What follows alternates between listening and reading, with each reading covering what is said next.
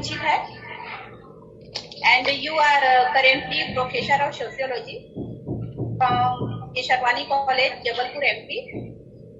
Sir आप PhD supervision है, 58 आपके रिसर्च पेपर पब्लिश हो चुके हैं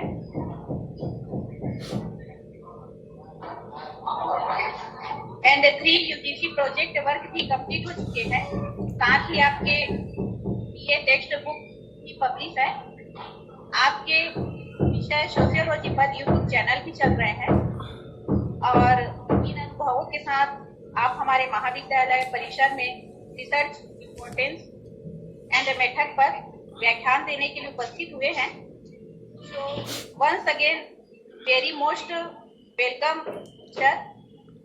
आदरणीय सर, मैं आपसे अनुरोध करती हूँ और आमंत्रित करना चाहती हूँ कि आप अपना व्याख्यान प्रारंभ करें। नमस्कार मैडम। सर्वप्रथम जवाहरलाल नेहरू कॉलेज नवागढ़ जांजगीर चांपा का मैं अत्यंत आभारी हूं कि आपके इस राष्ट्रीय वेबिनार में सहभागिता का मुझे अवसर दिया। गवर्नमेंट कॉलेज जांजगीर चांपा में मैं पहले भी आया हूं, तो देखा था मैंने जवाहर, पर आज सौभाग्य है कि वहां पे मैं ऑफलाइन तो नहीं पर ऑनलाइन आपके साथ जुड़ रहा हूं। पूरे महाविद्यालय परिसर का मैं और पूरे परिवार का हार्दिक अभिनंदन करता हूं कि आप लोग ने एक अच्छा प्रयास करा रिसर्च मैथोलॉजी पे वेबिनार करने का। मुझे जो आपने टॉपिक दिया है कि इम्पोर्टेंस ऑफ रिसर्च, उस पर मैं आपके साथ चर्चा करूंगा।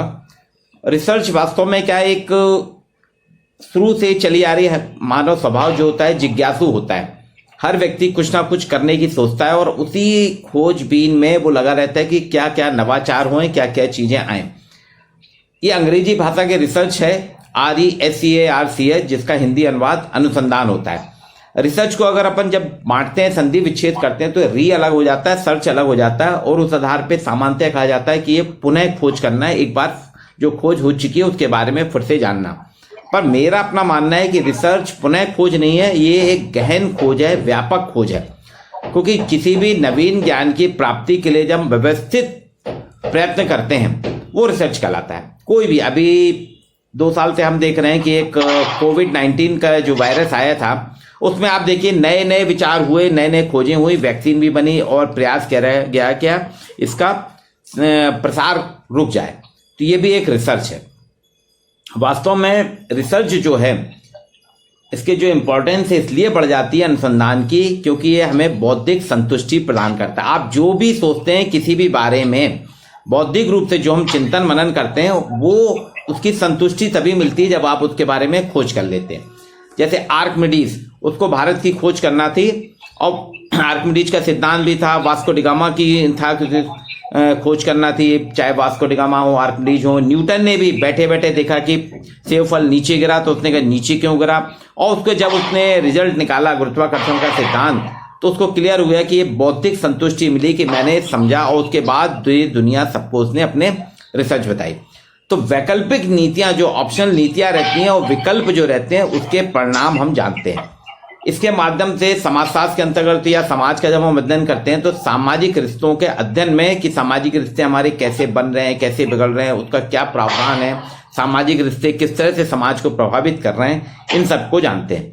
और ज्ञान के क्षेत्र में, नॉलेज के क्षेत्र में देखा जाए तो मैं इसको एक फाउंटेन की तरफ से देखता हूं कि वास्तव में रिसर्च जो है फाउंटेन ऑफ नॉलेज है। क्योंकि जितनी हम रिसर्च करते हैं, जितना हम अनुसंधान करते हैं, उतना हमारा ज्ञान का फव्वारा जो है, जैसे फव्वारे से आप देखेंगे पानी के अनगिनत कण निकलते हैं ना, फुहार सी निकलती है, वैसे ही जितना ज्यादा आप रिसर्च करेंगे, रिसर्च करने से ज्ञान आपका प्रस्फुटित होने लगता है, पूरे फव्वारे की तरह से निकलता है। एक ये ट्रेनिंग है, जितनी हम रिसर्च करेंगे, औपचारिक प्रशिक्षण है, एक बेहतर तरीके से एक ज्ञान के क्षेत्र में नए नए आयाम स्थापित करता है, नए सिद्धांतों का जनरलाइजेशन करा जाता है, सामान्यीकरण किया जाता है, एक नई शैली और रचनात्मक विकास करता है। अनुसंधान को 2 चीजों में देख सकते हैं, अनुसंधान संज्ञा भी है और क्रिया भी, अर्थात research is a noun and research is a verb. संज्ञा के रूप में इसका अर्थ यह है कि हम तथ्यों की एक संरचना तैयार करते हैं। जो भी डेटा शोधकर्ता जो डेटा इकट्ठे करता है, उसकी एक संरचना बन जाती है और उसके आधार पे आप एक रिजल्ट दे देते हैं कि कैसे आपने तथ्य इकट्ठे करे, क्या हाइपोथेसिस थी, आपने सर्वेक्षण कैसे करा, आपने डेटा के लिए कौन कौन से निदर्शन कैसे करा, निदर्शन टेक्निक क्या थी, फिर डेटा प्राथमिक द्वितीय कैसे इकट्ठे करे और उनका एनालिसिस करना है। यानी पूरी की पूरी तथ्यों की जो संरचना है वो एक संज्ञा के रूप में, शारीरिक संरचना के रूप में बन जाती है हमारी थ्योरी, तो वो संज्ञा है। और जब क्रिया के रूप में हम देखते हैं, एक्शन के रूप में, तो ये तथ्यों के खोजने की क्रिया है। जो भी रिसर्चर होता है, शोधकर्ता होता है, वो अनुसंधान क्षेत्र में जाके अपने जो विचार उसके मन में आया उसके बारे में क्या क्या तथ्य इकट्ठे करने, डेटा इकट्ठे करने, उन तथ्यों को इकट्ठा करके उनका समाधान करना, वो जो क्रिया करता है, वो प्रक्रिया करता है, वो वास्तव में उसकी क्रिया कहलाती, एक्शन कहलाता है। इसलिए अनुसंधान, research is a noun and research also a action, क्रिया। तो वर्ब भी है और संज्ञा भी है। अब हम वास्तव में क्या होता है, सोच जो है एक दिशा प्रदान करता है। रिसर्च के बारे में सामान्यतः ये हम कह सकते हैं रिसर्च सभी को करना चाहिए। इसमें ऐसा नहीं है कि जो बहुत ही बुद्धिजीवी है या ज्ञानवान व्यक्ति है, वैज्ञानिक है, वो ही रिसर्च करता है। सामान्य व्यक्ति भी रिसर्च कर सकता है। लेकिन हमारे यहाँ एक भ्रांति है, जैसे अभी आपने देखा हो ना, जो कोरोना पॉजिटिव हो जाता है लोग उससे दूर होते हैं, उसके घर के सामने से नहीं निकलते। ठीक इसी प्रकार से रिसर्च करने से हमारे यहाँ भी लोग भागते हैं, दूर रहते हैं। वो एक पूर्वाग्रह है उनके कि पता नहीं रिसर्च क्या है, कौन है, जो इंटेलिजेंट होंगे वही कर सकते हैं। ऐसा नहीं है। सामान्य आदमी भी अगर रिसर्च टेक्निक के थोड़े बहुत मुद्दे अगर समझ ले तो वो रिसर्च कर सकता है, समाज के बारे में जानकारी कर सकता है। आपने देखा होगा अभी लॉकडाउन पीरियड में अधिकतर लोगों ने अपने यूट्यूब चैनल बनाए। वो बहुत ज्यादा ज्ञानी नहीं थे, टेक्नोलॉजी के मामले में जीरो थे, उनको बहुत ज्यादा ज्ञान नहीं था टेक्नोलॉजी में, लेकिन उन्होंने यूट्यूब चैनल बनाए हैं। आपके किचन में नई नई रेसिपी बनी है। ये सारी की सारी प्रक्रिया जो कहलाती है वास्तव में रिसर्च ही है। रिसर्च है क्या? रिसर्च एक उद्देश्यपूर्ण, सुव्यवस्थित और बौद्धिक प्रक्रिया है। एक इंटेलेक्चुअल प्रोसेस है, एक उद्देश्य, जिसका अपना एक उद्देश्य होता है, जिसकी एक व्यवस्था होती है, स्टेप बाय स्टेप उसमें हमको काम करना पड़ता है और सैद्धांतिक व्यवहारिक समस्या के समाधान का प्रयास करते हैं। जो भी थ्योरेटिकल या आपकी व्यवहारिक होती समस्या, उसके समाधान का प्रयास किया जाता है। रिसर्चर हमेशा समस्या की जड़ खोजता है और उसका निराकरण करने का भी प्रयास करता है। एक ये अन्वेषण पद्धति है जिसमें हम व्यवस्थित रूप से, नियंत्रित रूप से, निरपेक्ष होके, मतलब इसके साथ हम जुड़ते नहीं हैं और वस्तुनिष्ठ गहन अनुभविक अध्ययन करते हैं। नए सिद्धांत जो हमारे पास आते हैं उनको एक विधि के माध्यम से खोजने का प्रयास किया जाता है। स्टेप बाय स्टेप हम उसमें करते हैं। और पुराने सिद्धांत जो हैं, मैंने कहा ना, रिसर्च हमेशा करने की प्रक्रिया है। अगर जो पहले भी खोज की जा चुकी है उसको अपन देखते हैं कि उसमें अभी क्या बदलाव आया है, कौन कौन से परिवर्तन आए। साइंस के जितने भी नियम हैं आप देखेंगे बहुत से बदलाव आते हैं, तो उसको नए सिरे से प्रस्तुत किया जाता है। अर्थात जो भी है हमारे सामने, ज्ञान जिस रूप में है, ज्ञान को हम उस रूप में प्राप्त करते हैं और उसमें क्या क्या बदलाव आया, क्या क्या सुधार हुआ, वो करते हैं। कई लोग कहते हैं कि रिसर्च खाली साइंस में होती है। नहीं, सोशल साइंस में भी है। आपके किसी भी क्षेत्र, मैंने कहा ना, रिसर्च एक ऐसा फील्ड है जो हर क्षेत्र में काम आता है। दैनिक जीवन में अगर हम इसकी आवश्यकता देखें तो दैनिक जीवन के लिए तो वास्तव में रिसर्च एक टूल्स की तरह है, एक उपकरण की तरह है जो हमारे नॉलेज बिल्डिंग करता है और साथ साथ हमको सीखने के लिए फैसिलिटेट करता है, सीखने के लिए सुविधा प्रदान करता है। जितना ज्यादा आप इस उपकरण का प्रयोग करेंगे, आपकी नॉलेज बिल्डिंग होगी, आपका ज्ञान का निर्माण होगा और आपको सीखने में उतनी ज्यादा मदद मिलेगी। एक सहायक के रूप में आपकी मदद करता है। तो ये वास्तव में दैनिक जीवन में इसके उपयोग है। दूसरी चीज, ये मुद्दों को समझता है।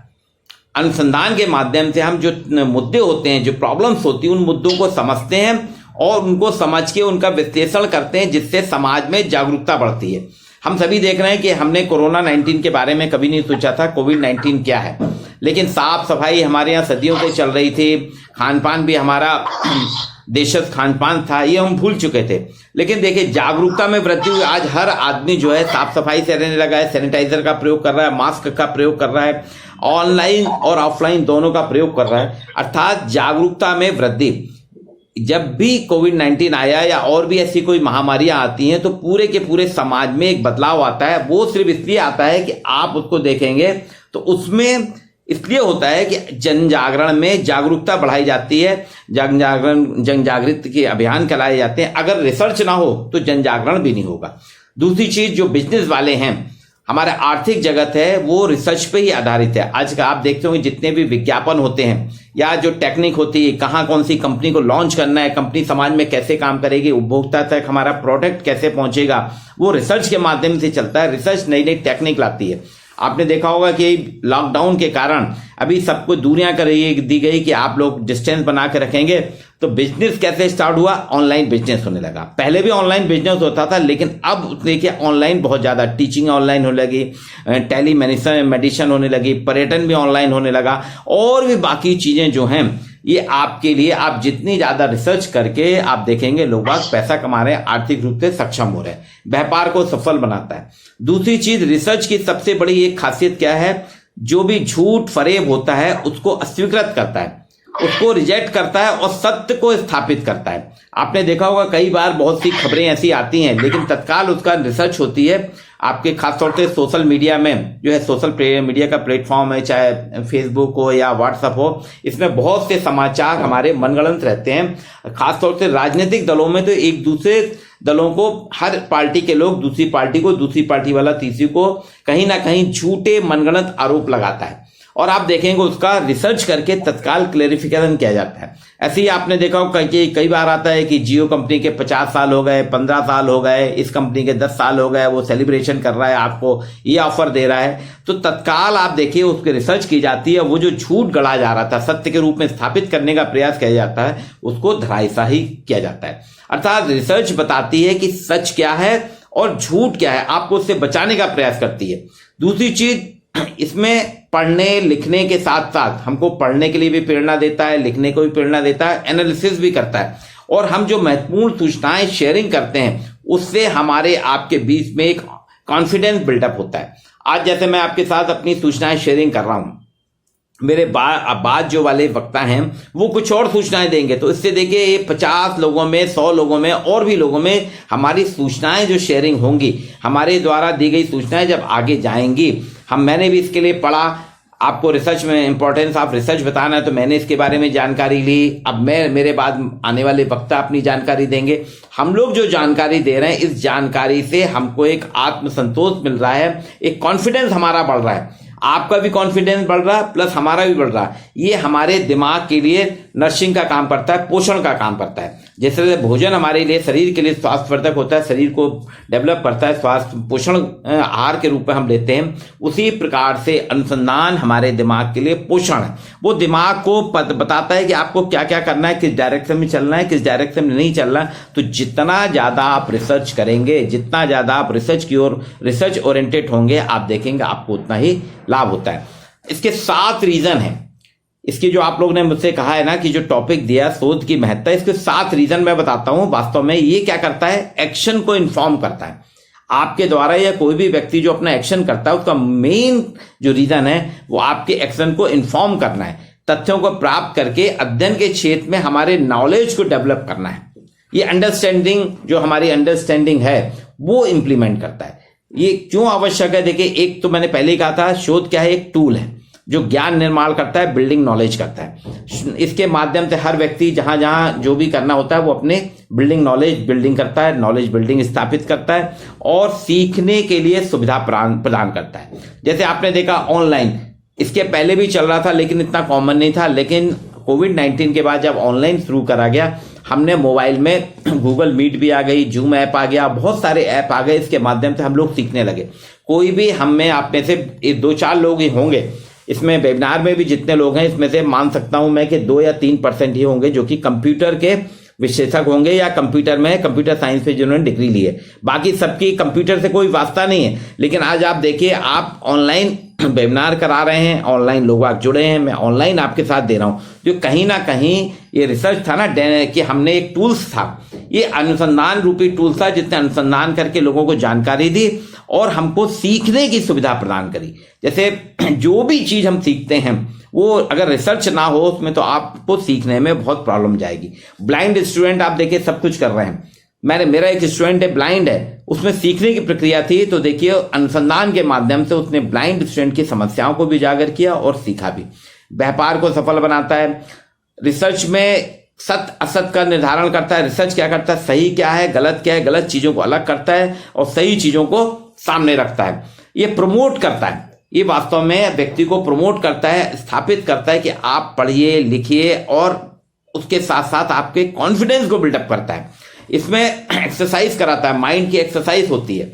हम जितनी ज्यादा रिसर्च एक्टिविटीज के साथ जुड़ते हैं, जब भी कोई रिसर्च करना पड़ता है तो रिसर्च के साथ हमको कुछ ना कुछ के बारे में जानना पड़ता है। आपको किसी भी चीज में, जैसे डॉक्टर किसी मरीज को देखता है, कोई मान लीजिए टिपिकल बीमारी आई, जैसे अभी कोविड-19 की आई, तो सारे साइंटिस्ट ने रिसर्च कर डाली और उन्होंने बहुत कुछ जानकारियां ली। और आप देखिए, लोग कहते थे कि वैक्सीन जो बनती है 5-5, 10-10 साल लगते हैं, लेकिन भारत के वैज्ञानिकों ने मात्र 6 महीने में वैक्सीन लगा दी।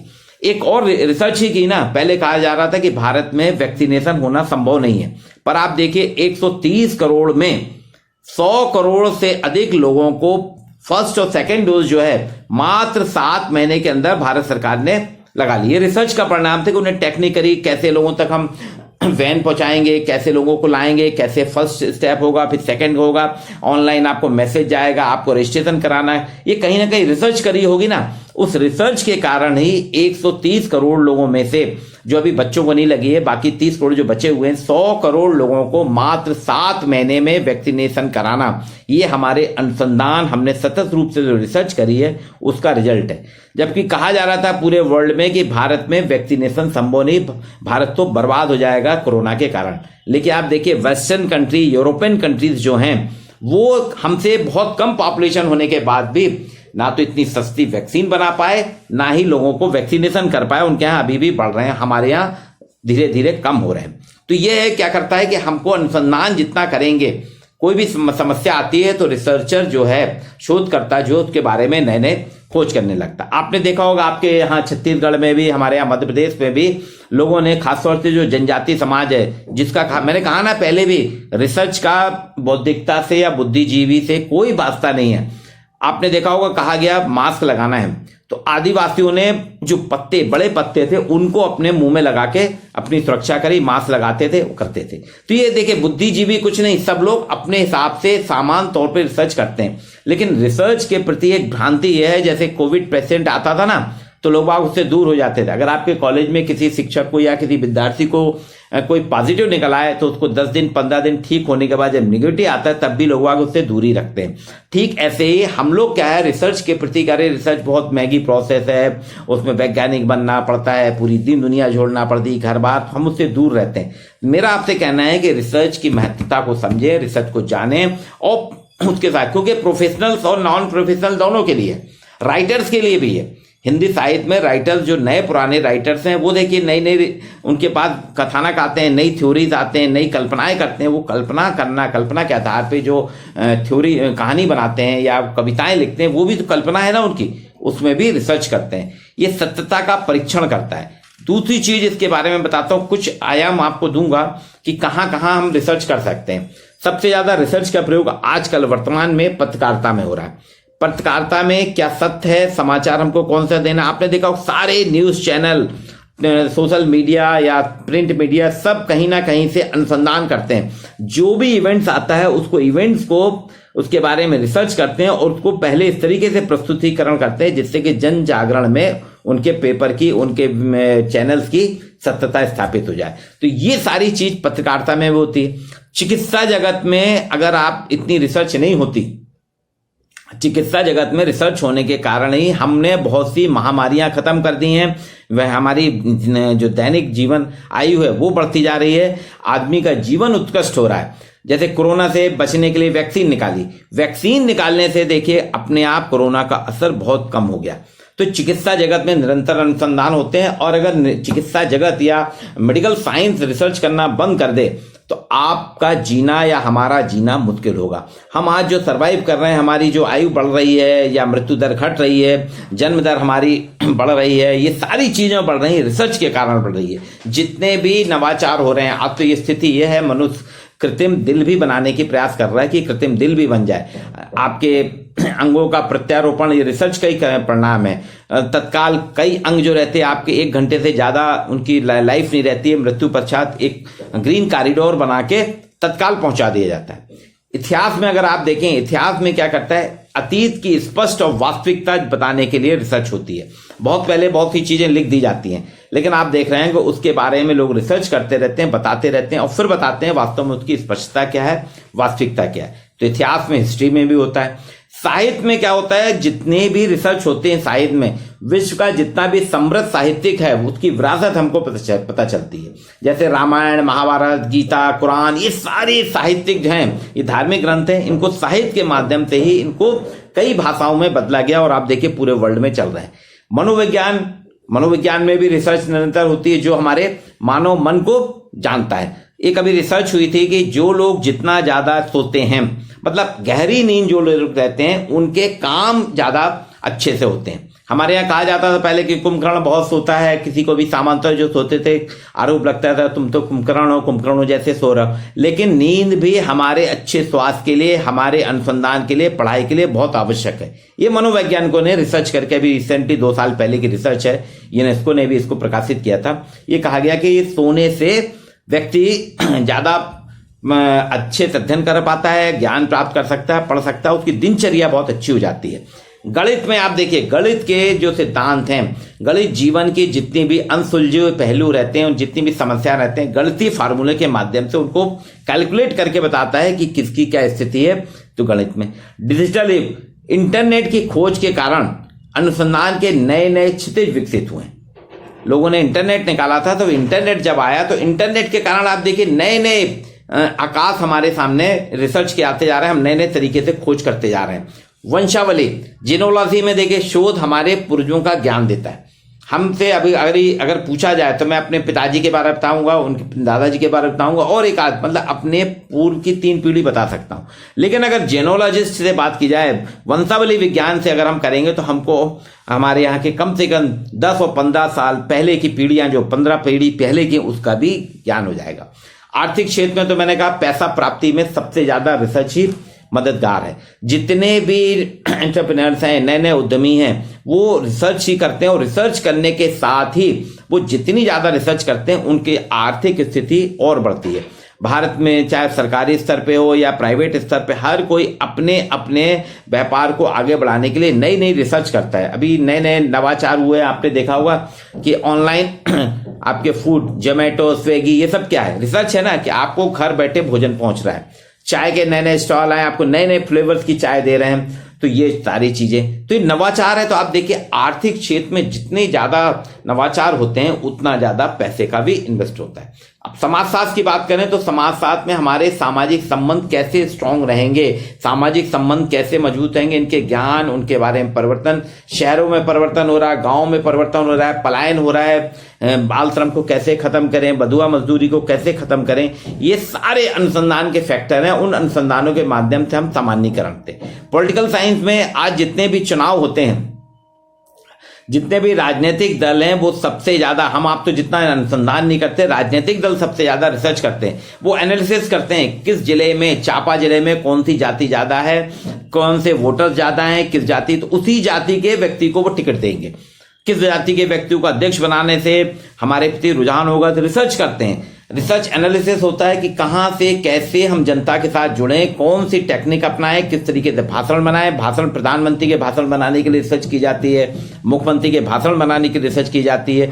और जितना भी जो बजट अभी आने वाला है ना, हमारा फरवरी में जो बजट आएगा, उस बजट के लिए भी जितने भी पॉलिटिशियन अपनी अपनी डिमांड रखते हैं, उस पॉलिटिशियनों की डिमांड के आधार पे रिसर्च की जाती है। तो चाहे पॉलिटिकल साइंस हो, पत्रकारिता हो, चिकित्सा जगत हो, इतिहास हो, इंजीनियरिंग हो, साहित्य, मनोविज्ञान, गणित, डिजिटल, वंशावली, आर्थिक, ये सारे चीज, पर्यटन में भी देखिए नई नई खोज की जाती है। पर्यटक खोज करते हैं जो टूरिस्टों के लिए कैसे अट्रैक्ट किया जाए, टूरिस्टों को कैसे लाया जाए, टूरिस्ट को कैसे प्रमोट करें, इसके लिए नई नई खोज की जाती है। नए नए आपके हर शहर में नए नए पर्यटन क्षेत्र खोजे जाते हैं। तो ये कोई भी फील्ड हमारा ऐसा नहीं है, अर्थात अनुसंधान हम कह सकते हैं हमारे दैनिक जीवन के साथ जुड़ा हुआ है। दैनिक जीवन के जितने भी सामाजिक, आर्थिक, राजनीतिक या वैज्ञानिक पक्ष है, इन सभी पक्षों में कहीं ना कहीं आप देखेंगे अनुसंधान होता है, निरंतरता बनी हुई है। ये सभी के लिए है। रिसर्च खाली मेरे लिए कि मैंने आप सबको, आप लोग 50 लोग या 100 लोग मेरे साथ जुड़े हैं तो हम लोग खाली रिसर्च कर रहे हैं, तो रिसर्च हमारे लिए जरूरी है, ये सबके लिए जरूरी है। आप जितनी ज्यादा करेंगे, दैनिक जीवन में आप जितनी रिसर्च करेंगे, आप देखेंगे बहुत ज्यादा आपको मिलेगा। विद्यार्थियों के लिए तो जरूरी है, शिक्षाविदों के लिए भी जरूरी है, बल्कि जितने भी प्रोफेशनल नॉन प्रोफेशनल हैं उन सभी के लिए रिसर्च बहुत आवश्यक होती है।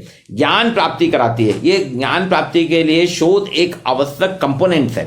हमको जितना ज्यादा ज्ञान चाहिए, ज्ञान के लिए हमको जितना ज्यादा हम रिसर्च करेंगे, अनुसंधान करेंगे, उतना ही ज्यादा हमारा परफेक्शन होगा, उतना ही हमारा ज्ञान बढ़ेगा।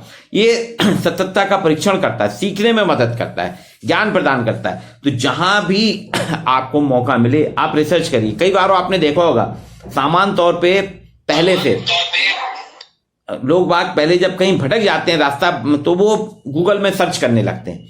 अगर आपके पास मोबाइल फोन में नेट नहीं है या नेट नहीं मिल रहा, तो भी आप कहीं ना कहीं लगाते हैं, ये रास्ता यहाँ जा रहा है तो यहाँ जाएगा, यहाँ पे ज्यादा भीड़ भाड़ दिख रही, गाड़ियों के चिन्ह है, मतलब ये कहीं बस्ती की ओर जा रहा है। जिस रोड पे किसी चौराहे पे अगर आप भटक जाते हैं तो उसी चौराहे से उस रोड को पकड़ते हैं जहां पे ज्यादा लोगों की आवाजाही होती है।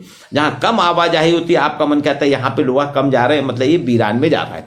तो रिसर्च आपको हर जगह, आप चाहे किसी भी क्षेत्र में जाएं, और इसकी इंपॉर्टेंस इसलिए मैंने कहा ना, रिसर्च सिर्फ इसलिए नहीं होती है कि आप नई चीज जान रहे हैं, पुरानी चीजों में भी क्या बदलाव आया इसको भी हमें बताना है। नई चीजों में क्या बदलाव आया, एक सुव्यवस्थित स्टेप बाय स्टेप आपको चलना है। ज्ञान की प्राप्ति है, आपके नॉलेज को बढ़ाता है, आप में उत्सुकता जागृत होती है, उसके साथ साथ जन सामान्य को भी जागरूक करता है। आपने देखा ही होगा कि अभी जितनी खोजें होती जा रही हैं, ये मोबाइल फोन की खोज जो हुई थी बहुत पहले हेलसिंकी में हुआ था, नोकिया फैक्ट्री डाली गई थी। तब का मोबाइल जो है कम से कम उसका वजन ही होता था 5 किलो का, ईंट से बड़ा होता था, बड़ी वाली जो ईंट होती तो उसके आकार का होता था मोबाइल। तो खाली 24 घंटे उसको चार्जिंग में लगता था और 1 किलोमीटर की रेंज थी। पर नोकिया कंपनी ने उसमें लगातार सुधार कर, और आप देखिए आज मोबाइल हर घर में हर व्यक्ति के पास है, और उससे सभी कुछ हो रहा है। आपका व्यापार भी हो रहा है, पढ़ाई भी हो रही है, आपकी कॉलिंग की भी सुविधा है, आपको सूचना भी मिल रही है, डॉक्टर भी प्रयोग कर रहे हैं। इंटरनेट के आने से आप मोबाइल से सब कुछ करने लगी। ये अनुसंधान का परिणाम है। अगर नोकिया कंपनी ने उसमें कोई खोज नहीं होती तो आपको इतना बढ़िया जो है मोबाइल फोन नहीं मिलता, या मोबाइल के माध्यम से इंटरनेट की खोज होने से आज हम सब एक हैं। जबकि कहा जा रहा है ना कि अभी ऑफलाइन सब बंद कर दिया गया, ऑनलाइन ही चल रहा है। तो ऑनलाइन इंटरनेट के कारण है।